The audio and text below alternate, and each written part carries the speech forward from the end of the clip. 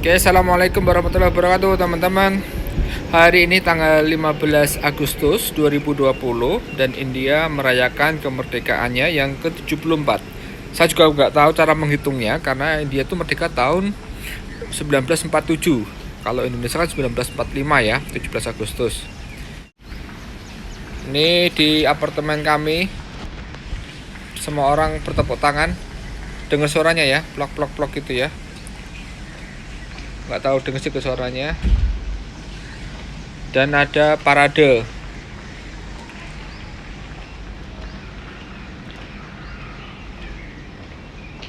Parade oleh tim keamanan dari apartemen. Karena memang tahun ini kondisinya berbeda. Tidak ada perayaan di apartemen dengan adanya COVID-19 ini. Itu ada yang teriak-teriak, ada yang ini, ada beberapa orang yang keluar dari balkon dan menyemangati. Ya, kondisinya memang berbeda dengan tahun-tahun sebelumnya. Tahun ini tidak ada perayaan di apartemen karena adanya COVID ini. Diganti dengan tadi itu ya, ada yang berjalan keliling apartemen dari tim keamanan melakukan parade. Dan tadi saya sebutkan ya, India itu merayakan ulang tahun kemerdekaan yang ke-74, sementara kemerdekaannya tahun 47. Sementara Indonesia yang kemerdekaan tahun 45, 17 Agustus, itu merayakannya yang ke-75. Kok cuma selisih 1 tahun gitu. Nanti saya coba cari tahu kenapanya ya. Hari ini tanggal 15 Agustus 2020, India merayakan hari kemerdekaannya. Seperti kita tahu, India mendapatkan kemerdekaan pada tanggal 15 Agustus 1947, 2 tahun setelah Indonesia merdeka. Nah, tahun ini India merayakan hari kemerdekaannya yang ke-74. Mungkin teman-teman agak bingung, kenapa kok bisa 74 gitu ya? Kalau Indonesia 45 tahun 45 merdeka aja baru merayakan yang ke-75 gitu kan ya. Ternyata perbedaannya ini teman-teman. India itu merayakan hari kemerdekaan, bukan ulang tahun kemerdekaan yang keberapa gitu. Hari kemerdekaannya. Hari kemerdekaan pertama tentunya tahun 47 itu gitu kan ya. Jadi dihitung-hitung dari tahun 47, 15 Agustus 47, 15 Agustus 48 sampai kemudian 15 Agustus tahun 2020 ini, India sudah merayakan hari kemerdekaan sebanyak 74 kali. Sementara Indonesia merayakan hari ulang tahun kemerdekaannya. Ulang tahunnya tentunya kalau merdeka tahun 45 itu dimulai dari tahun 46. Itu adalah kemerdekaan, ulang tahun kemerdekaan yang pertama. Sehingga di tahun ini, tahun 2020, Indonesia merayakan hari kemerdekaan yang ke-75. Jangan lupa teman-teman selalu tetap jaga kesehatan, selalu cuci tangan, pakai masker jika keluar, jangan keluar jika tidak penting-penting banget, jaga social distancing, dan tetap makan makanan yang bergizi supaya kita tetap sehat dan semoga virus corona segera pergi dari muka bumi kita. Nah teman-teman, menariknya ya, saya waktu di India ini merasakan perbedaan mengenai pertanyaan terhadap tanggapan teman-teman orang India ini terhadap Inggris yang menjajah India dengan Indonesia, ya Belanda gitu ya. Di sejarah kita, seperti kita ketahui, kita jarang sekali membahas kalau kita membahas Belanda masa penjajahan selalu ngomong penderitaan rakyat, kita berjuang melawan penjajah dan sebagainya. Di India mereka juga membicarakan itu sih, perjuangan melawan penjajah Inggris itu. Tapi seringkali kalau saya berbicara ngobrol-ngobrol dengan teman-teman India gitu, ada nada-nada positif gitu ya, sehingga mereka merasa penjajahan Inggris itu juga membawa kebaikan bagi India. Nah, apa aja itu? Tentunya sebelumnya kita harus tahu dulu sih, kapan sih Inggris menjajah India. Nah, sebelumnya Inggris itu menjajah India kurang lebih 200 tahun, di mana pertama kali Inggris datang tahun 1750-an itu mereka datang sebagai perusahaan dagang, East India Company, seperti itu ya. Dan kemudian pada tahun 1857 saat rakyat Inggris dan kerajaan Mughal waktu itu sudah merasa ini perdagangannya sudah tidak win-win solution lagi, terlalu banyak monopoli, akhirnya mereka berusaha melawan sehingga muncullah yang namanya revolusi atau perang revolusi tahun 1857. Nah, semenjak itu Inggris menyelesaikan revolusi tahun 1857 itu, pemerintah Inggris langsung, kerajaan Inggris langsung yang membawahi India. Jadi bukan lagi perusahaan dagangnya Inggris, tapi langsung kerajaan Inggris yang membawahi India pada waktu 1857, sekaligus mengakhiri era kekaisaran Mughal Empire di India. Sebelum Inggris datang, di masa kerajaan Mughal, India itu adalah kerajaan yang sangat kaya raya. Jadi di masa Mughal Empire selama Kemudian 200 Inggris tahun datang dan menjajah India selama 200 tahun, tahun. mempunyai PDB yang kontribusinya itu 25% PDB dunia. Bayangin, kekayaan dunia itu 25% ada di India gitu. Sementara 75%-nya dibagi-bagi seluruh dunia lainnya. Berarti kan mereka kaya sekali gitu kan ya. Nah,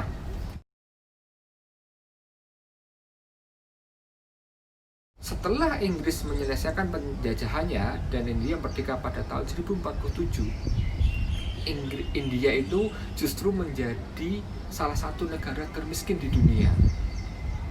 Tapi anehnya, masih banyak waktu kita ngobrol-ngobrol dengan teman-teman saya yang asli India, mereka tuh mempunyai kesan positif terhadap Inggris gitu ya. Ada beberapa hal yang menurut mereka tuh sangat positif yang dibawa Inggris gitu. Walaupun mereka juga mengakui bahwa sebelum ada Inggris mereka kerajaan terkaya di dunia gitu kan ya. Tapi sebelum kita ngomongin masalah sesuatu yang positif dari Inggris, tentunya kita mau ada beberapa yang buruk juga mengenai penjajahannya.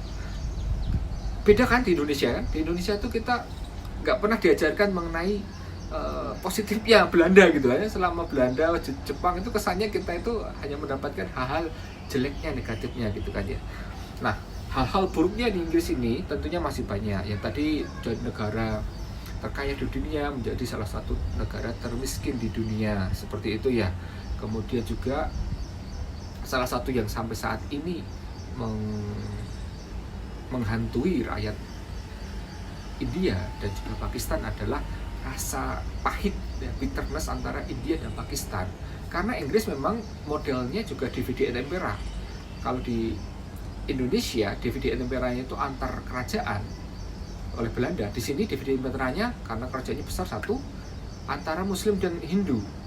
Jadi antara Muslim dan Hindu itu ada jadi rasa ketidakpercayaan gitu waktu itu. Sehingga akhirnya Muslim di India, satu negara dulunya, itu memutuskan untuk mendirikan negara Islam sendiri karena mereka khawatir jika di bawah India mereka akan menghadapi ketidakpastian atau penindasan seperti itu. Itu yang sesuatu peninggalan Inggris sebenarnya yang membuat sampai saat ini sentimen rasa keagamaan di India ini cukup besar seperti itu ya.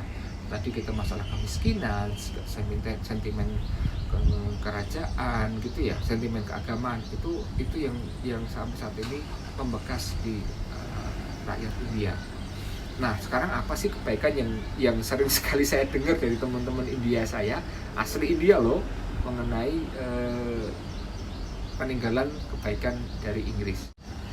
Salah satu kebaikan yang menurut teman-teman saya, sekali lagi ini disclaimer ya, saya tidak mengatakan itu pasti benar atau salah. Ini minimal ya saya dengar langsung dari beberapa orang India yang belum tentu benar juga gitu kan. Tapi ini adalah pendapat orang pribadi yang belum tentu benar tapi menarik untuk didengarkan gitu ya. Jadi menurut beberapa orang atau menurut sebagian orang India, yang pertama adalah hak-hak wanita gitu kan ya. Walaupun sampai saat ini sebenarnya masih ada problem juga gitu. Misalnya sampai saat ini tuh kalau kita hamil di India, kayak kemarin istri saya hamil di India gini, kita tidak boleh tahu jenis kelamin anak kita atau menanyakan pada dokter. Jelas-jelas di rumah sakit ditulis itu adalah melanggar hukum kalau kita menanyakan jenis kelamin anak kita pada dokter atau pada rumah sakit. Kenapa? Karena itu bisa memicu keinginan untuk meniadakan bayi di dalam kandungannya itu. Karena menurut sebagian masyarakat Inggris, masyarakat India yang masih di daerah pedesaan gitu ya, mereka lebih milih memiliki anak laki-laki gitu. Kalau anak perempuan tuh mereka nanti harus menyiapkan dori atau bekal harta rumah isinya dan sebagainya waktu mereka harus serahkan kepada pihak laki-laki. Itu salah satu yang membuat orang India itu lebih banyak menginginkan anak laki-laki seperti itu ya, walaupun tidak semua tentunya saat ini ya, tapi hukum itu legal itu bahwa tidak boleh melihat siap isi perut itu laki-laki atau perempuan, itu adalah peninggalan Inggris, yang maksudnya peninggalan bahwa di masa Inggris ini laki-laki dan perempuan diberikan hak yang sama seperti itu sebenarnya. Tapi ya masih sampai sekarang juga memang masih ada perbedaan, tapi jauh lebih bagus katanya dibandingkan kalau nggak ada Inggris, mungkin hak-hak wanita akan lebih terbelakang lagi. Itu pendapat teman saya ya, pendapat sebagian orang India, tentunya itu bisa mewakili seluruh India gitu ya. Lalu kemudian yang kedua, peninggalan Inggris yang bagus lainnya menurut teman saya ini adalah larangan praktek bagi wanita yang ditinggalkan meninggal oleh suaminya atau menjadi janda itu melakukan bunuh diri atau melompat ke dalam api mengikuti suaminya gitu ya. Jadi sebelum Inggris datang, praktek itu menurut teman saya itu banyak terjadi di India gitu kan ya. Bisa jadi itu adalah praktek sukarela karena memang benar-benar wanitanya tidak ingin hidup sendiri, menginginkan bersama suaminya. Tapi ada juga sebagian juga karena tekanan sosial oleh pihak keluarga laki-laki. Kalau laki-laki meninggal, hartanya akan berpindah kepada istrinya seperti itu ya. Nah, karena kalau istrinya ikut meninggal, maka hartanya itu bisa dimiliki oleh keluarga laki-laki. Nah, itu yang menjadi pangkal persoalannya.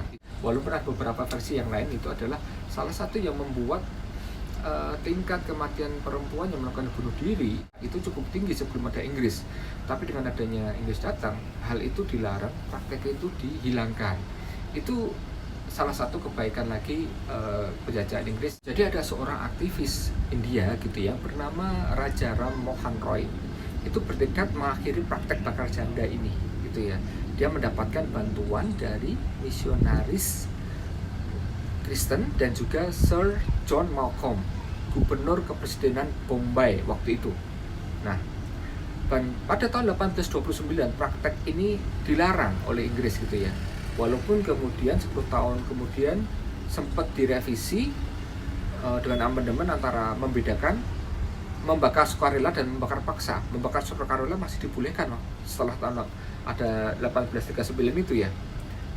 Nah, tapi pada 1861 Ratu Victoria dari Inggris itu benar-benar melarang mau itu sukarela, mau itu dipaksa, tidak boleh semua, karena itu adalah untuk melindungi hak-hak wanita. Dan yang ketiga adalah kebaikan lain yang ditinggalkan Inggris terhadap India adalah sistem kereta apinya. Seperti kita tahu, India ini sangat luas sekali ya, luas sekali dalam bentuknya daratan gitu. Dan sebelum masa Inggris datang itu memang penghubungan antar suatu daerah itu suatu tantangan sendiri gitu, karena mereka hanya menggunakan kuda dan seperti itu. Dengan adanya Inggris datang, mereka membangun kereta api, sistem kereta api yang jalurnya sampai sekarang masih digunakan oleh India gitu ya. Jadi bagi teman-teman saya di India itu, salah satu kebaikan Inggris adalah itu menciptakan sistem kereta api yang saling menghubungkan negara-negara bagian di India dan kota-kota di India yang sangat murah dan efisien. Kalau kita lihat kereta api di India tuh lucu banget juga, lucu dibanding Indonesia gitu misalnya ya. Saking banyaknya orang itu mereka itu bisa dalam satu kereta itu, kalau di Indonesia kan di dalam gerbong itu hanya satu lantai gitu kan ya, itu adalah tempat duduk gitu. Di India itu bisa kan dalam satu gerbong itu ada dua lantai kayak gini gitu, walaupun tingginya sama gerbong dan di Indonesia, dua lantai seperti ini, di mana satu itu dipakai untuk orang di bawahnya, di atas dipakai untuk orang di atasnya gitu, untuk tidur atau bisa duduk-duduk itu kakinya jontai di depan mukanya orang yang di bawah seperti itu. Itu salah satu peninggalan Inggris yang menurut teman saya, kalau dia tidak di Inggris mungkin dia tidak akan mempunyai sistem kereta api yang sebagus sekarang ini. Sementara yang keempat, yang paling banyak disampaikan oleh teman-teman adalah sistem pendidikan. Karena sebelumnya sistem pendidikan di India sebelum Inggris datang itu masing-masing lebih fokus kepada pendidikan agama masing-masing. Kalau di Islam berarti ikut madrasah yang banyak membahas agama, sementara di Hindu juga ada sistem pendidikan untuk pendidikan Hindunya gitu. Nah, setelah Inggris datang, ini menurut teman saya gitu ya, Mereka menciptakan sistem pendidikan berupa pendidikan administrasi dan sebagainya, itu yang akhirnya membuat mereka merasa orang India lebih pintar lagi sekarang. Dan yang paling penting juga bahasa itu. Dengan menggunakan bahasa Inggris, orang India merasa, teman-teman Indonesia itu merasa itu adalah salah satu gerbang mereka untuk bisa menguasai, ikut sekarang berperan aktif di dunia gitu. Seperti kita tahu memang benar kan sekarang ya, orang-orang India ini kan juga bisa dikatakan berkontribusi banyak terhadap dunia. Seperti kita tahu CEO dari Google, CEO dari Microsoft itu kan orang-orang India sekarang. Belum pernah ada orang Indonesia menjadi CEO perusahaan besar di dunia gitu kan ya. Bahkan kalau kita tahu di Indosat Indonesia pun bosnya orang India juga sekarang gitu kan ya.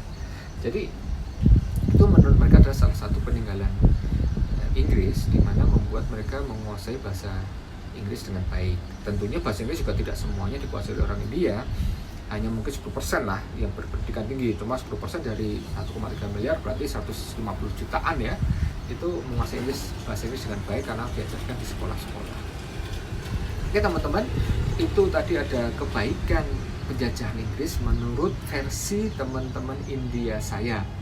Sekali lagi mereka juga mengakui bahwa Inggris itu juga menciptakan Britannies. Tetapi yang menarik di sini, saya sering sekali mendengarkan kebaikan Inggris menguasai India seperti itu ya. Oke, happy 74th Independence Day for my Indian fellows. Semoga persatuan India semakin terjaga, semoga India semakin maju, dan semoga kerjasama Indonesia dan India semakin bagus di masa mendatang. Assalamualaikum warahmatullahi wabarakatuh.